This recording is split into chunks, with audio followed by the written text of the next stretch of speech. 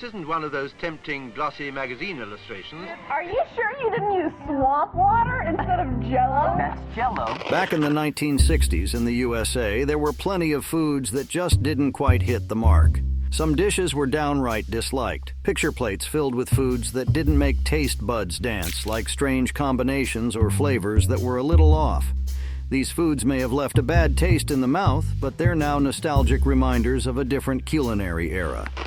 So, join us as we explore the 20 worst foods from the 1960s nobody wants back.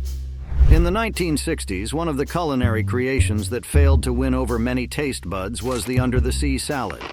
This gelatin-based dish showcased a peculiar mix of canned fruits and vegetables suspended within, presenting a curious combination of flavors and textures. Despite its often colorful appearance, it failed to charm diners with its taste, earning a reputation for being less than appetizing. Served as a savory side dish or as part of festive occasions, it puzzled many with its odd blend of ingredients. The under-the-sea salad stood as a prime example of the era's experimentation with food, albeit one that didn't quite resonate with everyone's palate. That was horrible. It was absolutely horrible. While the classic recipe typically includes lime gelatin, cream cheese, whipped topping, and crushed pineapple, there are numerous variations of under-the-sea salad. Some recipes incorporate additional ingredients such as shredded coconut, marshmallows, chopped nuts, or even pieces of fruit like mandarin oranges or maraschino cherries, adding texture and flavor complexity to the dish. From the failed culinary experiments of the 1960s, under-the-sea salad's gelatin oddity contrasts with roll-in-one meatloaf's attempt at meatloaf simplification. So, how did these dishes fare in taste and tradition? Another culinary experiment from the 1960s was the roll-in-one meatloaf. This dish attempted to simplify the meatloaf making process by consolidating all ingredients into a single roll. However, its dense and uniform texture often disappointed diners, failing to capture the comforting appeal of traditional meatloaf. Has absolutely zero flavor. Despite its convenience, the roll-in-one meatloaf struggled to win over taste buds with its lackluster flavor and texture. This attempt to streamline a classic dish served as a reminder that sometimes breaking tradition doesn't always lead to culinary success. When sliced, roll-in-one meatloaf reveals an attractive spiral pattern, showcasing the layers of filling encased within the meat mixture. This visually appealing presentation adds to the dish's appeal, making it an impressive centerpiece for family meals or dinner parties. Rolling all the ingredients together requires a bit of skill and technique, but it's a fun and creative way to elevate a traditional meatloaf recipe. The rolling process involves spreading the meat mixture into a flat layer, adding the filling ingredients, and carefully rolling it into a log shape before baking. There's no tea like Heinz. I give up. Don't give up. For about $3, your whole family can enjoy Chef Boyardee spaghetti and... Canned spaghetti was a convenient but unappealing option for many.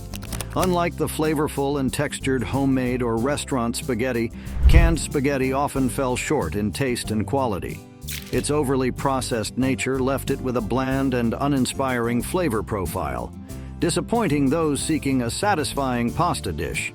Despite its convenience, canned spaghetti failed to capture the essence of a well-prepared meal, reminding consumers that sometimes the convenience of canned goods comes at the expense of taste and quality. While canned spaghetti offers convenience, it's essential to consider its nutritional content.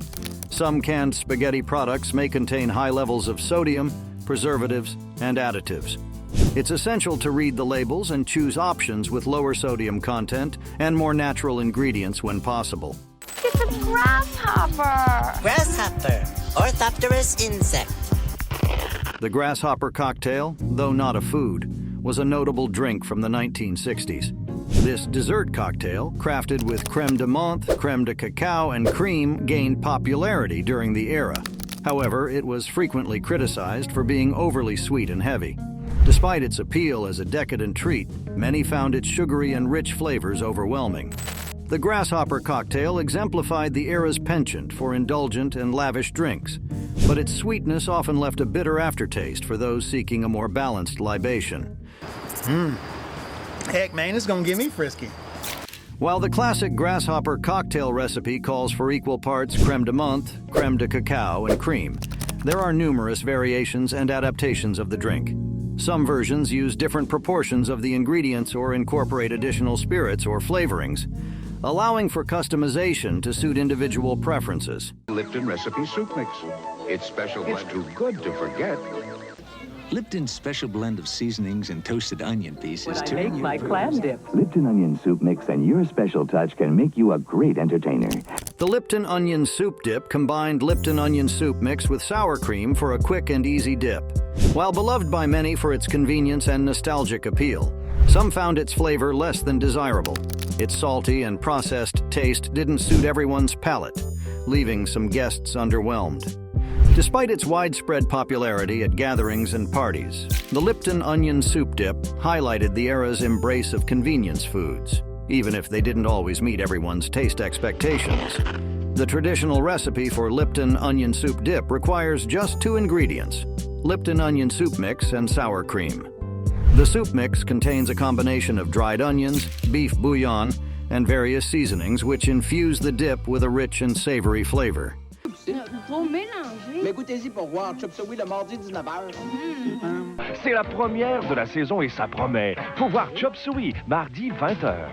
Chop suey, a beloved Chinese-American dish in the 1960s, faced criticism for its lackluster taste and mushy consistency. Chop suey's exact origins are somewhat disputed, but it is widely believed to have originated in the United States, particularly among Chinese immigrants in California during the late 19th century. It was created as a way for Chinese cooks to use up leftover ingredients by stir-frying them together with sauce. Despite its popularity, many diners found its flavors to be bland and its textures too soft. While it was embraced as an exotic option in American cuisine, some found it lacking in the bold flavors and textures they expected from Chinese food. Despite its widespread availability and cultural significance, chop suey's reputation suffered due to its perceived dullness in flavor and texture.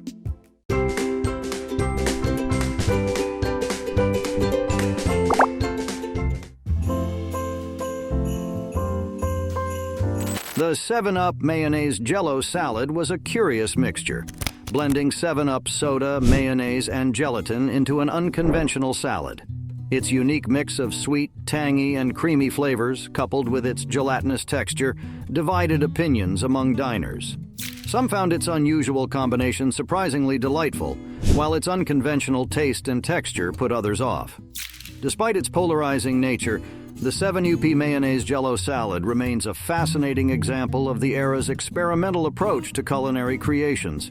Despite its unconventional ingredients, the 7-Up Mayonnaise Jell-O salad holds a nostalgic appeal for many people who grew up enjoying mid-century cuisine. It's often associated with family gatherings, potlucks, and holiday meals, serving as a conversation starter and a reminder of simpler times. Remember the great taste of homemade tuna casserole? Remember how long it took? If there are foods that remind me of my childhood, tuna noodle casserole is definitely in the top 5. Tuna casserole received mixed reviews for its taste and texture. Despite its popularity, many found its flavor to be lacking excitement and its texture too mushy. While it was appreciated for its simplicity and affordability, some diners craved more boldness in its taste profile and a firmer texture. Despite its criticisms, tuna casserole remained a go-to dish for many households, showcasing the era's emphasis on practical and comforting meals. Tuna casserole has become a cultural icon in American cuisine, evoking feelings of nostalgia and comfort for many people. It is often associated with home-cooked meals, potlucks, and family gatherings, where it is served as a warming and satisfying dish that appeals to all ages. From the practicality of tuna casserole to the freshness debate of canned spinach, the 1960s offered contrasting culinary experiences. How did these dishes reflect the era's balance between convenience and quality?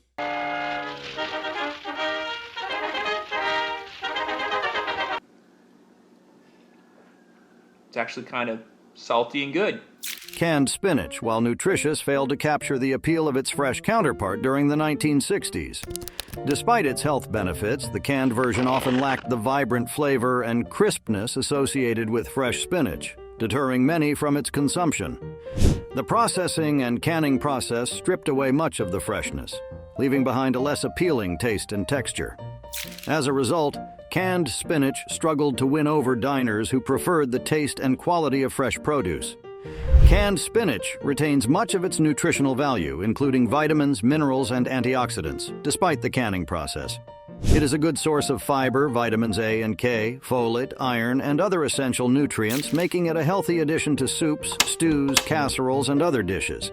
It can be used in a variety of recipes, including soups, pasta dishes, omelets, quiches, and dips. It can be added to sauces, curries, and stir-fries to boost nutritional content and add flavor and texture. Spam so delicious, even a thin slice delivers that. Time to reach for the star. Armour Star Treat. Make cheese treat sandwich. Canned meatloaf, while convenient, fell short in comparison to its homemade counterpart. Despite its convenience, the canned version failed to replicate the rich flavor and satisfying texture of homemade meatloaf.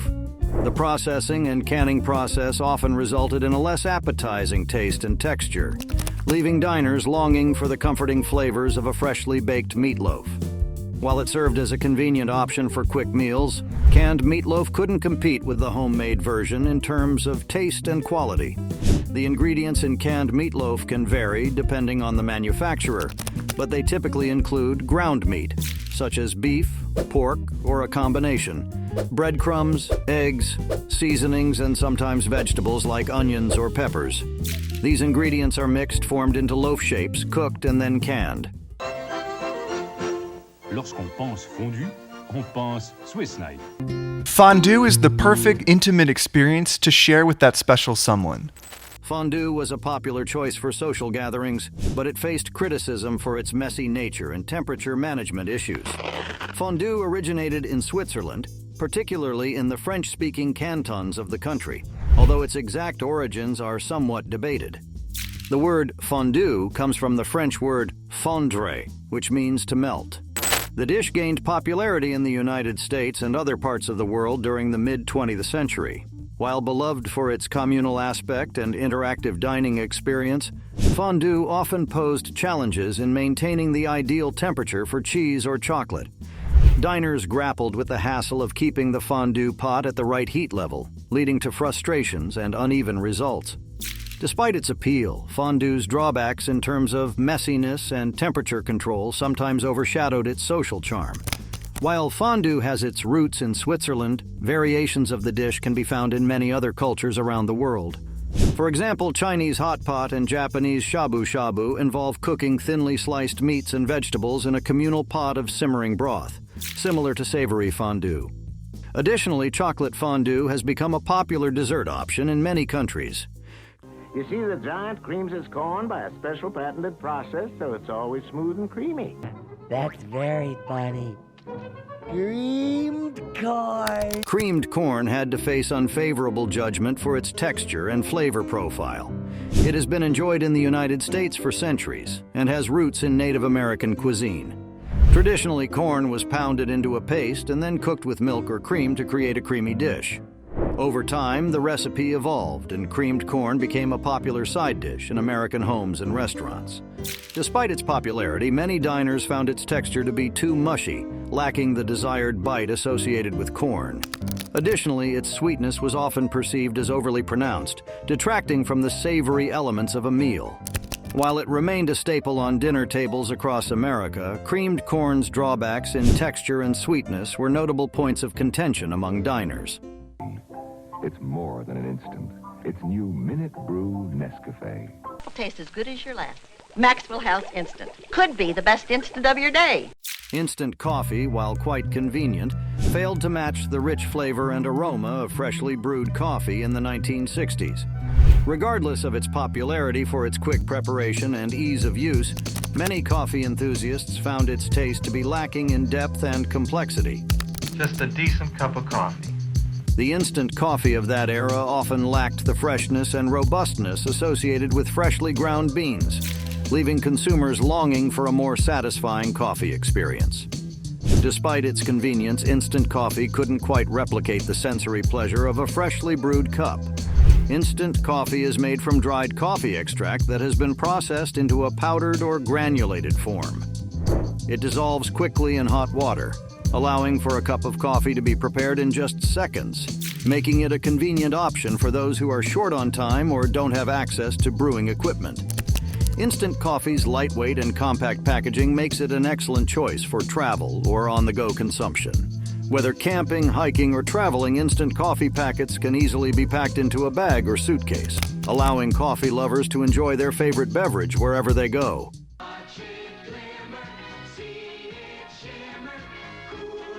If this Jell-O is strawberry, raspberry, cherry, orange, lemon, lime, apple. Tangy Jell-O molds featuring flavors like lime or lemon Jell-O mixed with canned pineapple or shredded carrots were a frequent presence at 1960s dinner parties.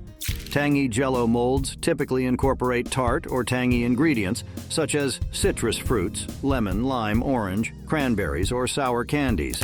These ingredients add a refreshing and zesty flavor to the Jell-O, balancing out the sweetness of the gelatin. However, despite their popularity, many diners were put off by their sharp, tangy flavors. While they added a colorful and decorative touch to the table, the combination of citrusy Jell-O and canned fruits or vegetables often failed to win over taste buds. Despite their ubiquity, these Jell-O molds highlighted the era's penchant for curious flavor combinations, even if they weren't always a hit with everyone. Like traditional Jell-O molds, tangy Jell-O molds can be customized to suit individual preferences and dietary restrictions.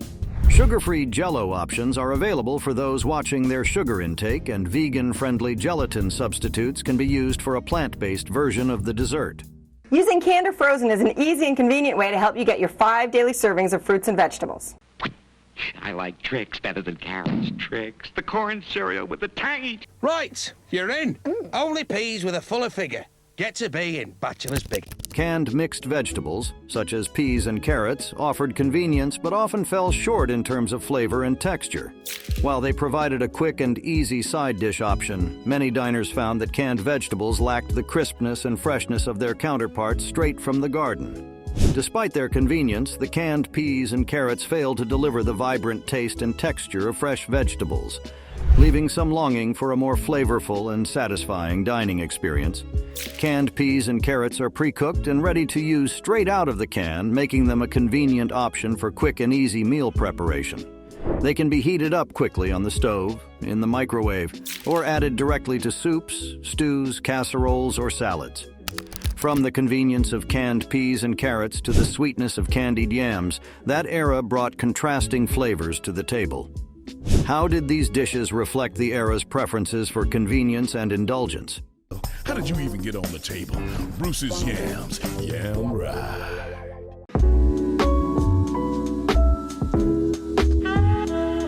Candied yams have deep roots in Southern cuisine and are a beloved dish in African American cooking. The dish likely originated from West African culinary traditions and was brought to the United States through the transatlantic slave trade. Over time, it became a staple in Southern cooking and is now enjoyed across the country. Often prepared with marshmallows or brown sugar, these yams were laden with sugary toppings that overwhelmed the natural flavor of the yams. While they provided a comforting and indulgent addition to the dinner table, many diners found the overpowering sweetness to be cloying. Despite their popularity, candied yams highlighted the era's inclination toward overly sweetened dishes, sometimes at the expense of the dish's inherent flavors. Grace Vienna sausages. Good anytime. Right from the first bite. Vienna sausages received criticism for their unappetizing characteristics. Notwithstanding their convenience, many diners were put off by their rubbery texture and overly salty flavor. While they offered a quick and easy meal solution, the Vienna sausages failed to satisfy taste buds with their less than desirable qualities. Despite their convenience, their rubbery texture and excessive saltiness left many longing for a more enjoyable dining experience. The ingredients in Vienna sausages may vary slightly depending on the brand, but they generally include finely ground meat, such as pork, beef, or chicken, water, salt, spices, and preservatives. The mixture is finely ground and then formed into sausage shapes before being canned. Vienna sausages are typically canned using a process called retort canning. This involves sealing the sausages in airtight containers. which are then heated to high temperatures to kill bacteria and preserve the meat. This allows Vienna sausages to have a long shelf life without refrigeration. Cheese whiz ass, personality, so many. Cheese Whiz! Cheese Whiz was invented by Edwin Treisman and Melvin Cheesebro in 1953. The Kraft Foods Company developed it as a convenient and shelf-stable alternative to traditional cheese. Cheese Whiz was initially marketed as a cheese sauce for various dishes, but it became popular as a spreadable cheese product. Despite its versatility for spreading on crackers or melting on sandwiches, many diners found its processed flavor unappealing. While it served as a quick and easy option for adding cheesy goodness to meals, the artificial taste of Cheese Whiz often left a less than satisfying impression. Despite its convenience, its processed flavor was a notable drawback for those seeking a more natural and authentic cheese experience.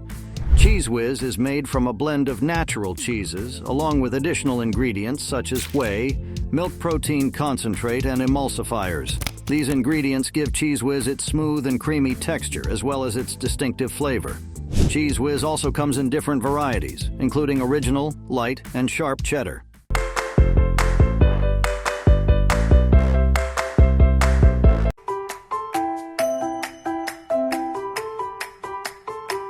Canned asparagus faced criticism due to its lack of crispness and freshness compared to its fresh counterpart.